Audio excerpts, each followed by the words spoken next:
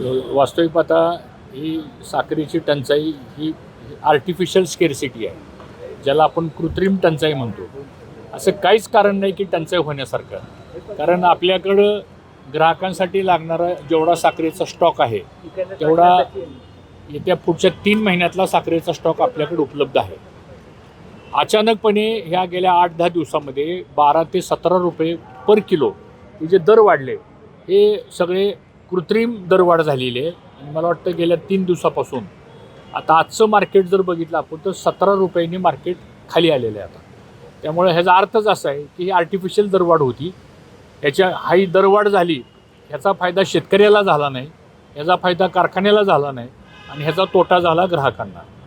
ह्याचा नेमका फायदा कुणाला झाला याचा शोध सरकारने घेण्याची आवश्यकता आहे. कारण स्टॉक लिमिट सरकारच्या हातात आहे, GST सरकारच्या हातात आहे, इन्कम टॅक्स सरकारच्या हातात आहे, त्यानंतर ट्रेडिंगचं लायसन सरकारच्या हातात आहे.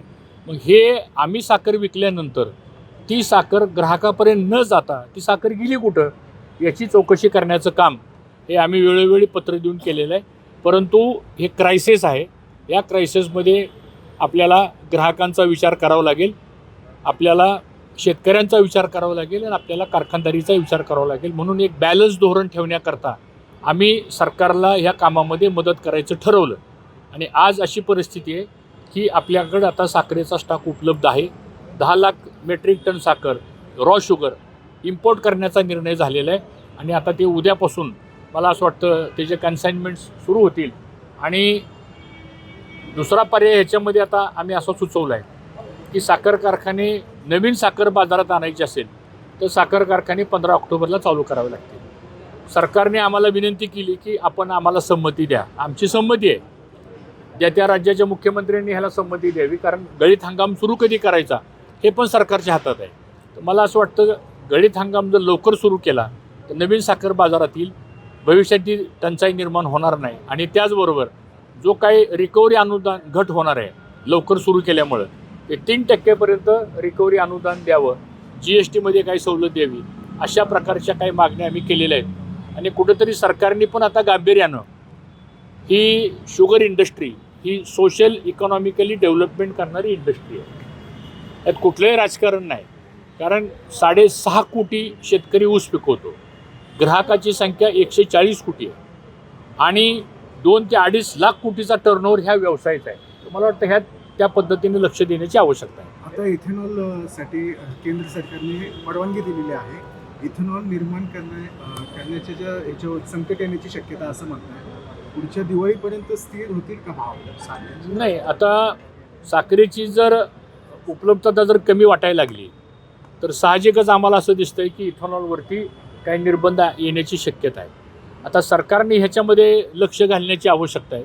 कारण सरकारनेच इथेनॉल वाढवण्यासाठी GR काढले, 2 लाख कोटी इंटरेस्ट सबवेन्शन स्कीम काढली, 1,50,000 कोटीची गुंतवणूक इथेनॉलमध्ये झाली. इथेनॉलमुळं देशाची परकीय चलन 2 लाख कोटीचं सरकारला मदत झाली, 1.5 लाख कोटीपर्यंत रक्कम शेतकऱ्यांच्या खात्यामध्ये जमा झाली. आणि हे ग्रीन फ्युअल आहे, आवश्यक आहे. जगात टेक्नॉलॉजी इथेनॉलची मान्य केलेली आहे. पण आपल्या देशामध्ये काही प्रॉब्लेम निर्माण झाले. E10 आलं. E10 आल्यामुळे झालं काय, 2016च्या पूर्वीची जी वाहनं होती त्या वाहनांचं गॅस्केट खराब व्हायला लागलं, त्याचं इंजिन सीज व्हायला लागलं, त्याचे ॲव्हरेज बसणार, काहींचे रबर बुशिंग जायला लागले, तो प्रॉब्लेम. E20 आलं. E20ला फ्लेक्स इंजिन आलं. तर फ्लेक्स इंजिनच्या बाबतीत पण ज्या काही ऑटोमोबाईल कंपनी आहेत त्यांच्याशी सुसंवाद करणं हे सरकारने लक्ष दिलं पाहिजे. आणि सगळ्यात महत्त्वाचं म्हणजे जर 20% इथेनॉल जर पेट्रोलमध्ये मिश्रित केलं जात असेल तर आमच्या युवकांची मागणी काय? कारण सगळ्या बाईक कोण वापरतं? युवक वापरतात जास्त. त्यांचं म्हणणं असं आहे 100 रुपयाच्या पेट्रोलमध्ये जर 20% इथेनॉल मिक्स केलं असेल तर तेवढी किंमत कमी व्हायला पाहिजे ना. प्रॉब्लेम असा झाला आहे ती किंमतच कमी करायला तयार नाही ऑइल कंपन्या. आणि मग तुम्ही आमचं स्वस्त इथेनॉल घेताय आणि तुम्ही पेट्रोलच्या भावात आमचं इथेनॉल ग्राहकांना विकताय. हा सुद्धा त्या ग्राहकावर सुद्धा अन्याय आहे. हे पण आम्ही केंद्र सरकारसमोर मांडलेलं आहे. आणि या बाबतीतली आत्ता जी क्रायसिस निर्माण झालेलं आहे, आम्ही तर केंद्रीय गृहमंत्री अमित शाह साहेब जे सहकार मंत्री आहेत आम्ही त्यांनाच विनंती केली पत्राद्वारे, एक तातडीची मीटिंग लगेच बोलवा. इस्मा असेल, विस्मा असेल, आयजॅक असेल, नॅशनल फेडरेशन असेल, 9 राज्यातलं स्टेट फेडरेशन्स आहेत, यातले प्रमुख लोकांना बोलवा आणि ही जी क्रायसिस निर्माण झालेलं आहे आणि पुढच्या वर्षीचं काय, मला तर पुढच्या वर्षीची अजून चिंता वाटायला लागली. कारण ऊसाच्या लागवडीचे 4 महिने पाऊस नसल्यामुळं ऊसाची लागवड झाली नाही. धरणं भरली, नद्यांना पाणी आलं, पण शेतकऱ्याच्या शेतात पाऊसच नाही. तर तो एक प्रश्न निर्माण झाला आहे. जर हे प्लांटेशन आत्ता नाही झालं तर पुढच्या वर्षी गळीत हंगामाला ऊस कुठला येणार, रॉ मटेरियल कुठलं आहे. तर ह्या पण गोष्टीकडे लक्ष देण्याची आवश्यकता आहे. जे संकट आता पुढच्या वर्षी येणार आहे 27-28ला, त्याचं नियोजन जर आज नाही केलं तर पुन्हा अशी काहीतरी क्रायसिस निर्माण होतील. तर ह्याबाबत लक्ष घालण्याची आवश्यकता आहे. काँग्रेसचे जे विरोधी पक्षनेते आहेत वडेट्टीवार यांनी आज सुप्रिया सुळेंच्या कुणबी प्रमाणपत्राबाबत वक्तव्य केलं की त्यांच्याकडे प्रमाणपत्र आहे याची मला खात्री आहे, पवार साहेबांचं आहे का नाही मला माहिती. या वक्तव्याकडे तुम्ही कसं बघता? मला काय माहीत नाही कुणी काय वक्तव्य केलं आणि ती गोष्ट माझ्याकडे नाही आहे. नाही, पण महाविकास आघाडीचे तुमचे मित्रपक्ष आहेत वडेट्टीवार असे विधान का करतात कुणबी प्रमाणपत्राचे सरकार सुप्रियाताईंचे? 2 भाग आहेत त्याच्यामध्ये. वेगवेगळ्या संघटनेमध्ये काम करणारे पण पदाधिकारी आहेत आणि पक्षामध्ये काम करणारे पदाधिकारी. कदाचित त्यांनी जे वक्तव्य केलं असेल ते आपल्याला माहिती, ते एका संघटनेचं काम करतात. पण तशी कुणाकडं त्याचं ओबीसीचं प्रमाणपत्र आहे का कुणबीचं आहे याची मला माहिती नाही. जरांगे पाटील म्हणाले की मुंबईमध्ये आम्ही 6 कोटी मराठा बांधव जाऊ आणि आरक्षण घेऊनच येऊ. तर या आरक्षणाच्या मागणी संदर्भात तुमची काय भूमिका? मला असं वाटतं आपल्या राज्यामध्ये सामाजिक चळवळीमध्ये जी आंदोलनं होतात, झालेल्या आंदोलनाला ज्यावेळेस सरकारकडून काही आश्वासन दिलं जातं, काही लिखित स्वरूपात दिलं जातं, काही मीडियाच्या समोर दिलं जातं, काही कॅबिनेटमधून दिलं जातं, त्याची परिपूर्तता, दिलेल्या आश्वासनाची परिपूर्तता ज्यांनी आश्वासन दिले त्यांनी करावी. आणि ते न झाल्यामुळे असे आंदोलन पुन्हा पुन्हा होतात सांगतो. आणि म्हणून दिलेलं जे आश्वासन आहे, आश्वासन काय तुम्ही आणि मी दिलेलं नाही, आश्वासन मायबाप सरकारने दिलेलं आहे, तर त्या आश्वासनाची पूर्तता करावी. ओबीसी पण आक्रमक झाले एकीकडे, ती 1 तारखेला मोर्चा घेऊन जाणार. ठीक आहे ना, त्यांची पण लढाई सरकारविरोधी आहे, जरांगे पाटलांची पण लढाई सरकारच्या विरोधात आहे.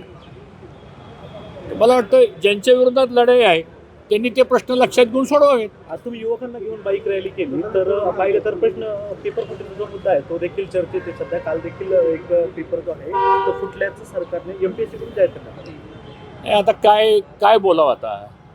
एवढं मोठं आंदोलन जंतर मंतरला झालं, नीटची परीक्षा 24 लाख विद्यार्थ्यांना पुन्हा पेपर द्यावे लागले. काय त्या मुलांची, मुलींची, त्या पालकांची अवस्था असेल सांगा बरं.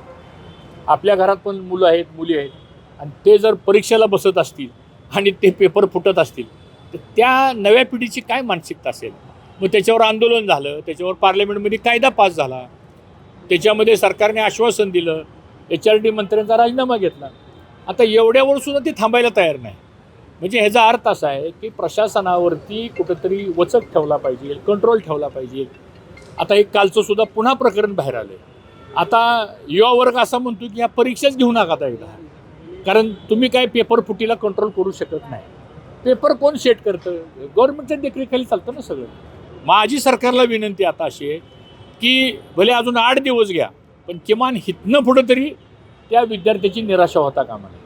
पुण्यात गेल्या 10 दिवसापासून 15 दिवसापासून जे आहे ते आदिवासी विद्यार्थी जे आहे ते उपोषण करतायत. काल आदिवासी मंत्री पुण्यात आले, त्यांची भेट घेतली. 15 दिवस नंतर कोणताही तोडगा न काढता ते तसेच निघून गेले. आता ही आंदोलनं का व्हायला लागली? कारण निर्णय होत नाहीत. झाले निर्णय तर ते अन्यायकारक होतात, किंवा त्या निर्णयाची अंमलबजावणी होत नाही, किंवा मागणी एक असते, आश्वासन एक असतं, GR तिसराच निघतो, आणि यामुळे असंतोष झालेला आहे. तर मला वाटतं आदिवासींचं जे आंदोलन आज 14-15 दिवस आंदोलन चाललेलं आहे, तर त्या आंदोलनाला आमचा पाठिंबा आहे. सरकारने त्याच्यामध्ये तातडीनं निर्णय घ्यावा. सर एक हिंदी बैठ द्या ना 2 मिनिटाचं, फक्त 2 मिनिट हिंदी बैठ. सर विचारा लवकर. एक आहे लेपल सर, एक सर अभी शक्कर के जो रेट है अभी कंट्रोल में है, लेकिन जो भी कुछ क्राइसिस हुआ था उसके क्या रीज़न?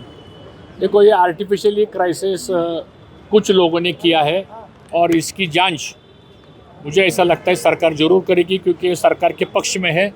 उनको लाइसेंसेस, उनका कोटा, उनका स्टॉक लिमिट, उनका GST, उनका इनकम टैक्स रिटर्न्स, ये सब सरकार के पास है. तो मुझे लगता है कि ये जो आर्टिफिशियली शुगर प्राइस का जो इशू बना है वो अभी 15-17 रुपये पर केजी अभी नीचे आया है। और मुझे ऐसा लगता है कि अभी ये प्राइस कंट्रोल हुआ है, लेकिन ये सिचुएशन क्यों पैदा हुई इसका भी निश्चित रूप से सोचने की आवश्यकता है। हमने केंद्र सरकार को भी चिट्ठी लिखी है।